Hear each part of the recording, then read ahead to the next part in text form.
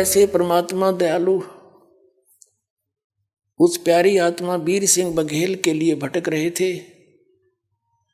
एक दिन उस वीर देव सिंह बघेल ने अपने बाग में, जो उसका रेजिडेंस भी उसी बाग में था, उसके दूसरे किनारे पर अलग से स्थान बना रखा था साधु संत फकीरों के रुकने का, और वहीं वो उनसे अनुष्ठान कराया करते थे, जैसे सत्संग करा लेते हैं। 10-20 भगत संत बुला कर सत्संग कराते थे, जैसे पहले बगैर ज्ञान के सभी ऐसे लकीर पीट रहे थे। ऐसे उसने सत्संग का जो समय निर्धारित कर रखा था, साधु संत आगे वह सत्संग कर रहे थे, श्रोता बैठे थे, क्योंकि राजा सत्संग करावता आम आदमी चला जाता है वहां पर, बहुत से श्रोता भी बैठे थे। और ये राजा लोग केवल एक फॉर्मेलिटी करते हैं, जैसे बुला लेंगे किसी ने, भाई हमारे पाठ कर दिए, और वो पाठ कर देगा, पंडित जी बैठ के एक अलग से कमरे में, राजा लोग सैर सपट्टे को घूमते रहते हैं, वो करें जाओ पाठ। ऐसे वो सत्संग करा रहे थे, वो सत्संग कर रहे थे, राजा अपने महल में विश्राम कर रहा था। अब परमात्मा कबीर जी पहुंचे वहां पर, एक सिंपल से वेश में, भगत के वेश में। तो वो संत कैसे हैं, लाल पीले कपड़े पहन रहे होते, माला मूला डाल रखी होती, तिलक विलक लगा रखे होते हैं, वो संत वेशभूषा मानी जाती थी। तो वो संत बैठे, अलग आसन दे रखा, जो सत्संग करने आ रहे थे, श्रोता अलग बैठे थे। परमात्मा उन श्रोताओं में बैठ गए, एक दास की तरह, श्रोता की तरह। उन्होंने सत्संग फरमाया, श्री विष्णु जी की महिमा गाई, श्री कृष्ण जी की, श्री राम की। ये सर्वेश्वर हैं, ये नारायण हैं, शेष नाग पर शयन करते हैं, सारी सृष्टि के रचनहार हैं, ये अजर व अमर हैं, अविनाशी हैं। ऐसा सत्संग कर रहे थे, सब सुन रहे थे, सब बड़े मस्ती में थे। परमात्मा ने प्रेरणा करी एक संत को, उन्हीं में बैठे थे जो वह नकली, उसने कबीर साहब को देख रखा था कहीं सत्संग करते हुए। तो संत ने कहा परमात्मा से कि भक्त आप भी तो सत्संग फरमाते हो, कृपा आप भी सुनाओ कुछ। कबीर साहब ने कहा कि आप जी ने सारा कुछ तो सुना दिया, अब सूर्य को दीपक क्या दिखाऊं मैं, आपने सारा कुछ ही ज्ञान बता दिया। फिर भी सब कहने लगे नहीं नहीं कुछ तो सुनाओ, जब आप सुनाते हो सुनाओ, प्रसाद दो ये कर। परमात्मा बोले मैं जो सुनाऊंगा वो तुम सहन नहीं कर सकते, तुम बिदक जाओगे।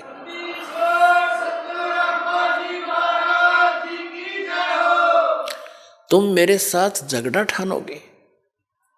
साधु संत कहने लगे नहीं नहीं हम झगड़ा क्यों ठानेंगे, उन्हें क्या पता था तेरी जड़ निकाल लेंगे।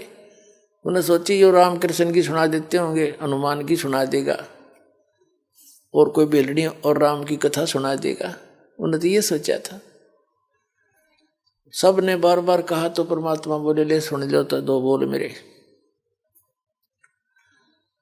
क्या बताने लगे, गुण तीनों की भक्ति में ये भूल पड़ो संसारे, कह कबीर निज नाम बिना कैसे उतरो पार। तीन देव की जो करते भक्ति, उनकी कदे ना होवे मुक्ति। मेरे साथ दो भाई मोहे सब जग भूला पाया, मेरे साथ दो भाई सब जग भूला पाया। इसी भूल में ब्रह्मा भूला जिसने वेद सरसाया, इसी भूल में ब्रह्मा भूला जिसने वेद सरसाया।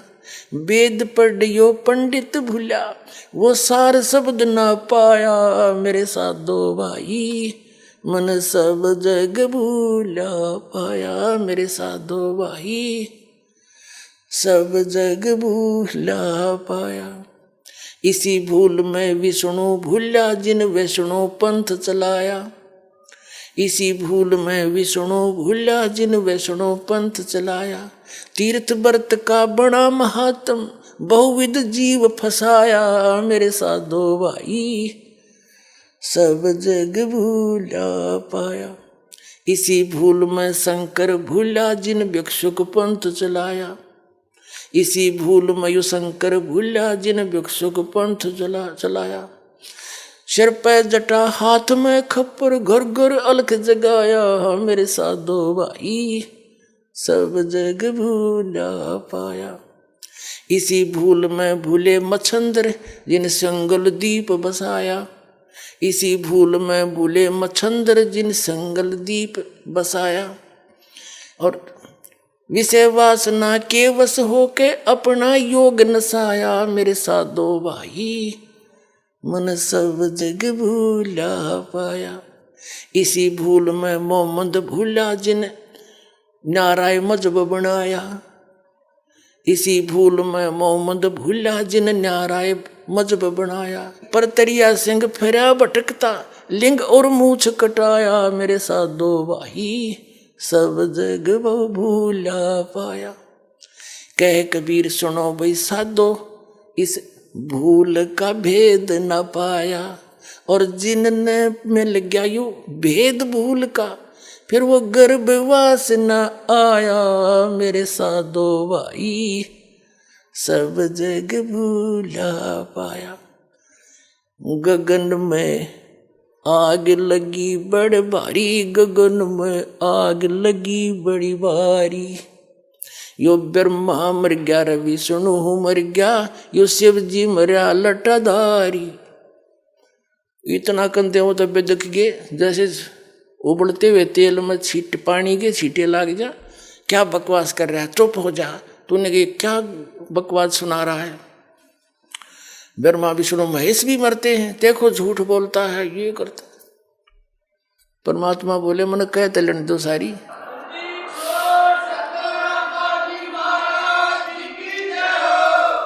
इसके ऊपर काफी वाद विवाद चल पड़ा। एक व्यक्ति ने जाकर के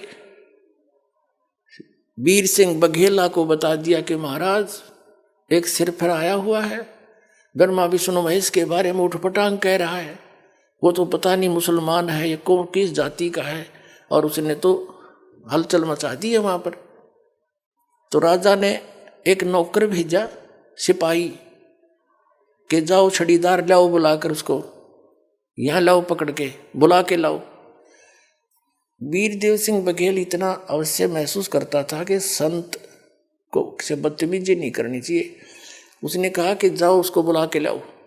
अब उसके साथ संत कोई गया था वो निंदा करने, उसके साथ एक छड़ीदार यानी सिपाही भेज दिया। और उसने जाके कहा कि चलो मिस्टर आपको राजा बुला रहा है। परमात्मा ने कहा भाई मेरा और राजा का के रिश्तेदारी है, मैं तो सत्संग सुनने आया था। इनने कहा दो बात सुना दे, मैंने सुना दी, इन पर उठी नहीं। राजा को आवश्यकता हो ना यहाँ आ जाएगा, मुझे राजा की जरूरत नहीं। छड़ीदार वो सिपाही भी वापस आ गया। दो चार और निंदा चुगली करीब करने लगे, जो तीनों कह राजा को जरूरत होती यहाँ जाए। अब राजा चला गुस्से में होकर कि ऐसा किसका दिमाग घूम गया, कौन ऐसी बकवास कर रहा है। अब इन जनसाधारण का के भी राजा के चाहे कुछ भी हो, चाहे पृथ्वी का पूरा राजा हो, अध्यात्म के सामने इनके सब के छक्के छूट जाते हैं। कोई वस्तुएं नहीं है ये तो मालिक के सामने। अब जब राजा आ रहा था गुस्से में, वीर सिंह बघेल, परमात्मा ने एक लीला करी। वहां बैठे थे, उसी से जमीन से 1.25 हाथ ऊपर, यानी इतने ऊंचे ऐसे उठ गए।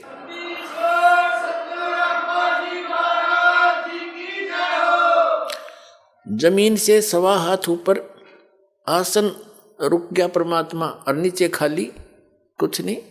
वहां बैठे केवल वीरदेव सिंह बघेल को दिखाई देते, और को वो जमीन पर बैठे दिखाई देते हैं। वीर सिंह ने पूछा कौन है कि ये बैठे। वो देखे तो जमीन पर कुछ है भी नहीं, यहां बैठे। चरणों में गिर गया, लंबी दंडवत करी। जो पुण्यकर्मी प्राणी था, एकदम जब उसने दंडवत प्रणाम करी, परमात्मा नीचे आ गए। बोल भाई क्या बात है कि महाराज आपका क्या विवाद है। उन परमात्मा ने बताया कि इन्होंने मुझे आग्रह किया कि कुछ सत्संग सुना दो। मैंने इनको मना किया था कि मेरे वचन तुमसे सहन नहीं होंगे और तुम ठीक सुना रहे हो, सुनाते रहो।